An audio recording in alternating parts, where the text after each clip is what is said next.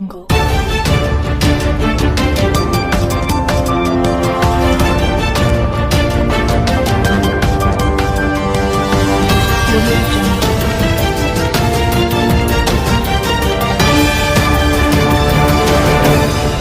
નમસ્કાર મિત્રો, હવામાન ગુજરાત યુટ્યુબ ચેનલમાં આપ સૌ મિત્રોનું સ્વાગત છે।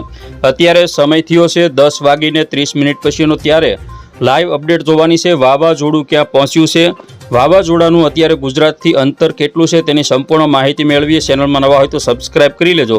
સૌથી પહેલાં આપણે જોવાનું છે અહીં વાવાઝોડું સક્રિય છે। આ વાવાઝોડું કચ્છના જખૌ નલિયા આજુબાજુના વિસ્તારોમાં ટકરાવવાનું છે। તેનું અંતર અત્યારે લાઈવ જોયું છે તેમાં 213 કિલોમીટર જેટલું દૂર દર્શાવવામાં આવી રહ્યું છે। તો આગામી સમયમાં આ વાવાઝોડું જેમ નજીક આવશે તેમ અંતરમાં ઘટાડો થશે અને હવે આપણે જોવાનું છે દ્વારકાથી તેનું કેટલું અંતર છે।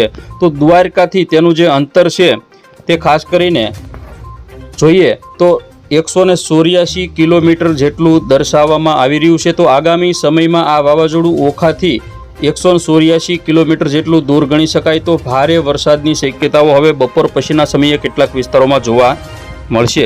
અત્યારે મિત્રો વાવાઝોડાની પવનની ઝડપ 160 થી 167ની જોવા મળે છે।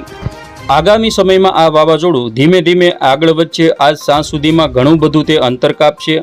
જોઈએ સાંજ સુધીમાં તે કેટલું અંતર કાપે છે। રાત્રિની 9 વાગ્યાના સમયગાળા દરમિયાન ગુજરાતથી ખાસ કરીને કચ્છ નલિયાથી કેટલું દૂર રહે તેની અપડેટ જોઈએ તો અત્યારે 10 વાગ્યાના સમયગાળાની અપડેટ જોઈએ મિત્રો। આગામી રાત્રે 10 વાગ્યાના સમયગાળા દરમિયાન વાવાઝોડું અને કચ્છ નલિયા જખૌ આજુબાજુનું જે અંતર છે તે 125 કિલોમીટર છે માત્ર, એટલે કે એકદમ નજીક આવી જશે। આવતીકાલે સવાર સુધીમાં તે 90 થી 95 કિલોમીટર જેટલું માત્ર દૂર હશે અને આવતીકાલે 15 તારીખમાં બપોરના સમયે આ વાવાઝોડું ટકરાવવાની પૂરેપૂરી શક્યતા રહેલી છે।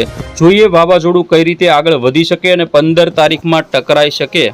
તો સમગ્ર ગુજરાતની અંદર આવતીકાલે ભારે પવન ફૂંકાશે। બપોરના સમયે ટકરાય તે સમયગાળા દરમિયાન પવનની ઝડપ ખાવડા આજુબાજુ 88 કિલોમીટર પ્રતિ કલાક, નલિયા આજુબાજુ 123 થી 139 તેમજ ઓખા આજુબાજુ 111, જામનગર 85, હળવદ 74, પોરબંદર આજુબાજુ 85 જે જોટાના પવનો દર્શાવવામાં આવ્યો છે। ભાવનગર આજુબાજુ પણ 67, સુરતમાં 62 કિલોમીટર પ્રતિ કલાકના જોટાના પવનો ફૂંકાઈ શકે છે।